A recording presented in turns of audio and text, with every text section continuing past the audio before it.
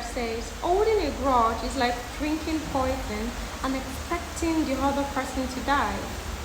Yet, many of us carry grudges and malice for years, noting wounds that the other person may not even remember inflicting. We replay the offense in our minds, justifying our resentment and unknowingly allowing it to shape our thoughts, actions, and even our health. Why do we hold grudges? A grudge is often born from betrayal, injustice, or deep hurt. It is the belief that someone has wronged us and must in some way pay for it, whether through our silent treatment, avoidance, or outright hostility. Malice, on the other hand, it goes even deeper. It is an active desire for the person to suffer, to feel the pain we believe they deserve. Sometimes grudges come from a place of pride. How dare they treat me that way? Other times, it comes from deep emotional wounds that have not healed. But no matter the reason, holding on to anger is like carrying a heavy weight on your shoulders while expecting someone else to suffer from it. 1. Grudges, or should I start with the destructive effect of holding grudges? 1. It consumes your peace. Carrying resentment means relieving the pain repeatedly, giving power to the very person or event that hurt you. 2. It affects your health. Studies show that chronic anger increases stress, it weakens the immune system, and it can lead to high blood pressure and heart disease. It damages relationships.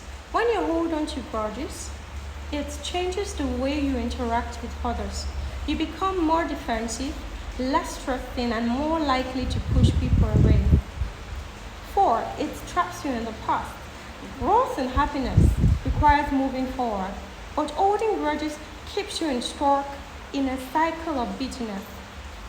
There's a well-known story of two friends who had an argument. One refused to speak to the other for years, convinced that he was teaching the other person a lesson. But one day, he received the news that the other friend he had cut off passed away. Suddenly, the grudge that once felt so justified became meaningless. The pain of the unresolved conflict was heavier than the original offense. How often do we let pride rob us of meaningful relationships? How often do we assume we have all the time in the world to make amends, only to realize too late that time waits for no one? So how do you release a grudge? 1. You recognize how it's affecting you. Ask yourself, is this grudge giving me peace or stealing my joy? 2. Acknowledge your pain. Then decide to heal. You do not have to pretend it didn't hurt you, but you can choose not to let it define you. 3. Shift your perspective. Sometimes people hurt others because they are broken themselves. Seeing their humanity doesn't excuse their actions, but it can make it easier to release resentment. 4. Communicate if possible. Some conflict can be resolved by an honest conversation. Others may not be, but even without an apology, you can still choose to let go. 5. See a therapist. If a grudge is deeply rooted in past trauma, professional help can provide the tools to process your emotions and find closure.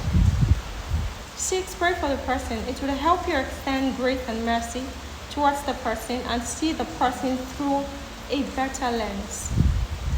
Letting go is not a sign of weakness, it is strength. Think about the people you admire the most. Are they filled with anger, resentment, and malice? Or are they people who have found a way to rise above pain, choosing peace over bitterness?